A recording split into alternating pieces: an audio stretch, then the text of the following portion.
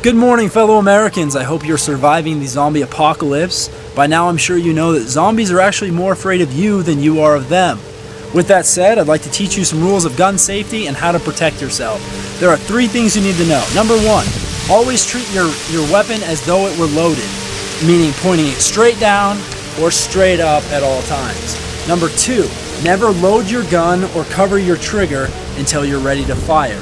And number 3, when taking a shot, take a deep breath and then squeeze your trigger. Taking that breath will improve your accuracy. This is a 20 gauge shotgun. This is what the ammo looks like. You insert your ammo into the barrel, close it shut, pull back your hammer, and pull the trigger when you're ready to fire. This is a 22 caliber rifle, common because of their rapid fire, used in rabbit hunting or zombie slaying. This is what the bullet looks like. They oftentimes have semi-automatic clips that you just clip right in, pull back your action, and you're ready to fire. And this is a 30-06 used in deer hunting, elk hunting, and zombie destroying. Bolt action. Load your bullet, which looks like this, into the chamber, close, and you're ready to fire. Good luck, and don't get eaten.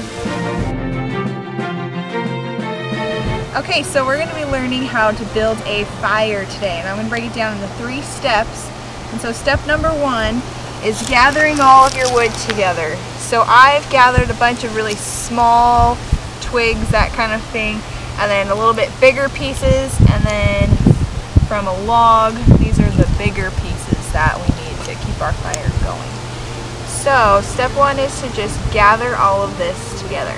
Step 2 is going to be building the fire, and so I'm going to be using some scrap paper that we crumbled up, or you can also just gather lots of really dried leaves. And so this is just going to be the very base of my fire,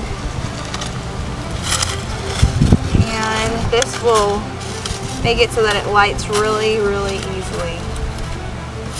Okay, and then we want to use our twigs, our smaller pieces.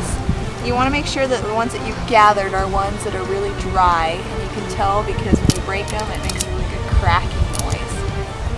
Okay, so I'm going to be making a teepee fire.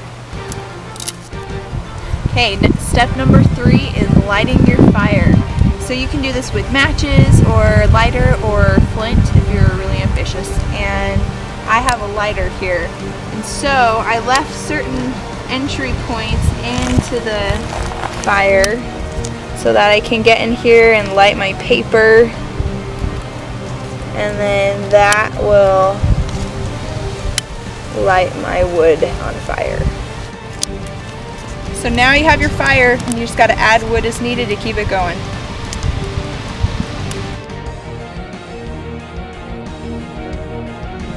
Alright, the next thing you need to know how to do is to purify water. Water is absolutely necessary. You can go for a really long time without having any food, but you can't go for very long without having any water. That's how important it is to know how to purify water. So, to purify water, bleach or boil.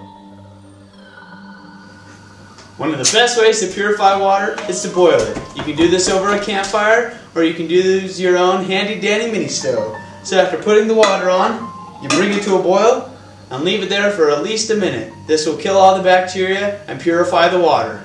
How neat is that? Another great way to purify water is to use bleach. It takes about 1/8 of a teaspoon to a gallon of water when the water is clear or to a little bit cloudy. And then it takes about 1/4 of a teaspoon when the water is cloudy or very cold.